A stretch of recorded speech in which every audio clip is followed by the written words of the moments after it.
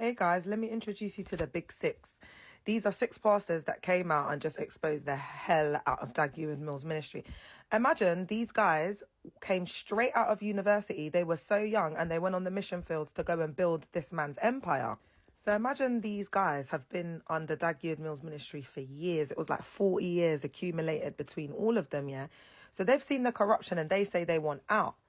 So now when they've said they want their SSNIT payment, yeah, this is the equivalent to pensions here in the UK. Dag was like, he's not giving them nothing. Can you imagine? They got nothing out there in Ghana. This man left them to fend for themselves. So anyway, these pastors weren't having a bar of it, innit? So they reached out to media and they took them to court, right? So here's the tea. So imagine they've been on the mission fields, they've been building their churches, and they brought in some initiative that was like, you can have it if you can build it. I remember going to the camp here in the UK, because remember I said when they need something to meet their agenda or their motives behind the scenes, they do it. That's just how they are. He now changed the rules and said that the churches that they build, they can't have.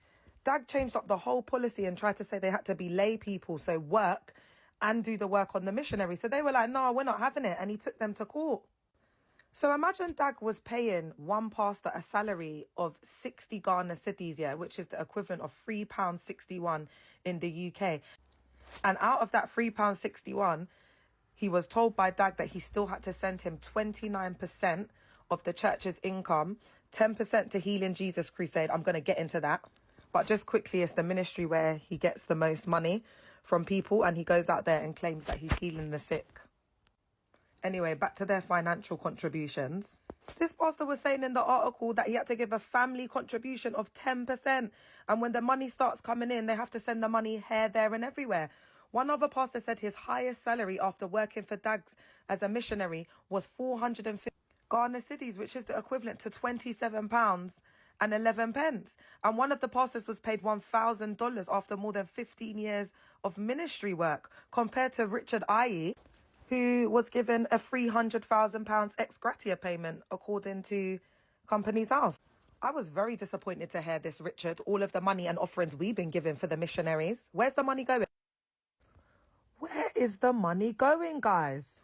But guys, catch the tea. This same article, yeah, that I'm getting this information of, Richard I.E. took them to court. Yeah, and they had to take the article down, but they're so G'd up that they put the fact that he took them to court. So it's all over the internet, y'all. They've been exposing the hell out of this church cult.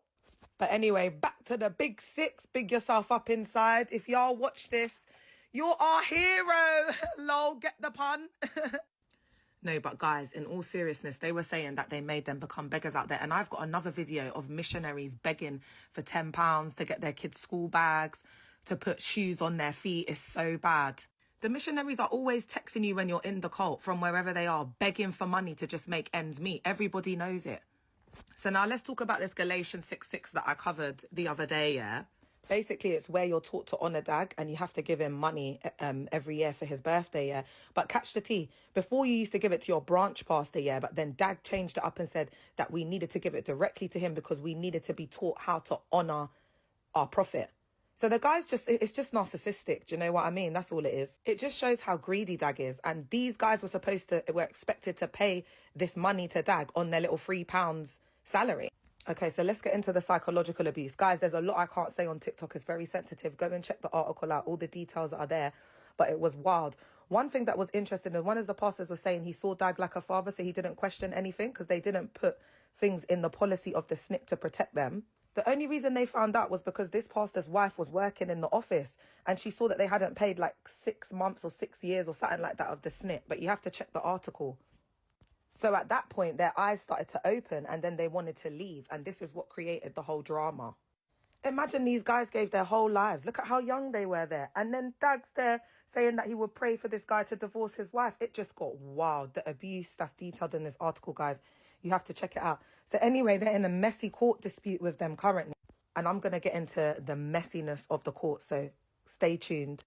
Part 2's coming. I'm going to expose all of the legal disputes with these Big Six in the next video.